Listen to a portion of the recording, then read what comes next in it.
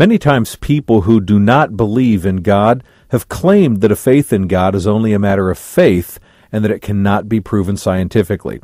So to examine this, let's first understand what it means to prove something.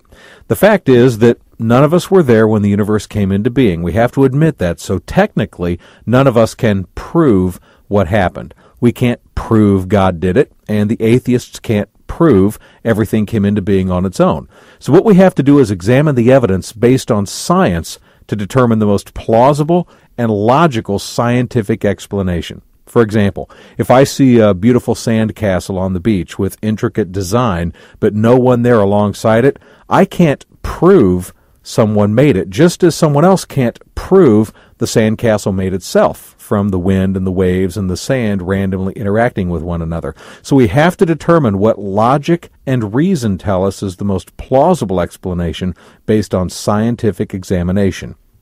In science, there's a law of physics called the first law of thermodynamics. It's a conservation of energy law that states as a key principle that all energy in a closed system must be conserved. Okay, fancy language, but what does that mean? It means that energy can convert into matter, physical stuff, and matter can convert into energy, but however much total stuff there is, matter and energy combined, there can never be an increase in that total amount or a decrease in that total amount. So however much total stuff there is in the universe, this would be matter and energy combined, there can never have been more and there can never have been less. You can't increase the total amount, you can't decrease the total amount. All it can do is convert into different forms, like matter converting into energy, energy converting into matter. But the total amount of all of it has to remain the same. This is a key principle of the first law of thermodynamics. Okay, remember that. We'll get back to it in a moment.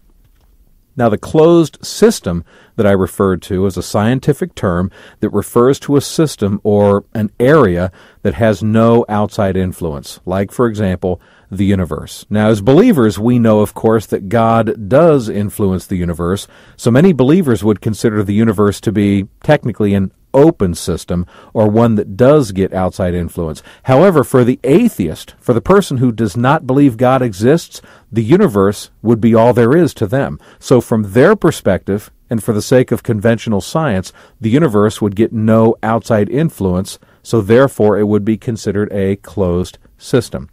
So back to the first law of thermodynamics. If it states that you can never have an increase or decrease of energy/matter, which means that the matter/energy cannot be created from nothingness, how did we get all of the matter and energy in the universe? It's a basic, simple question if you think about it. If science is all there is and there is no God, then the first law of thermodynamics reigns supreme, and therefore it would be impossible to have matter and energy in existence right now. Simply put, when you open your eyes and you see matter and you experience energy, what you see is impossible according to the known laws of science. So plain and simple, matter and energy cannot come into existence. It is scientifically impossible, yet we see everything around us, so how can that be? There's really only three possibilities. Option A, everything came into existence by itself anyway without the help of any God, even though science has proven that impossible. Option B, everything in the universe has always existed for all of eternity, which, by the way, is also shown later in this CD to be scientifically impossible due to something called the second law of thermodynamics. Or option C, there must be a God, a being greater than science who created the laws of science and has the ability to violate them. Now, not only is this belief in God the only logical conclusion to draw, it's the only one scientifically possible, because remember, if there is no God, the first two options are scientifically impossible according to the actual laws of physics. Believe it or not, a 5-year-old child could be an atheistic scientist's worst nightmare by simply asking him, where did everything come from if God didn't make it? You know what that child is actually asking in scientific terms is, how do we have a violation of the first law of thermodynamics by the creation of matter and energy in a closed system of the universe if there's no creator capable of doing that? This is just one of the many examples that you're going to hear in this CD to show that a belief in God actually does stand the test of science, logic, reasoning, and intellectual scrutiny.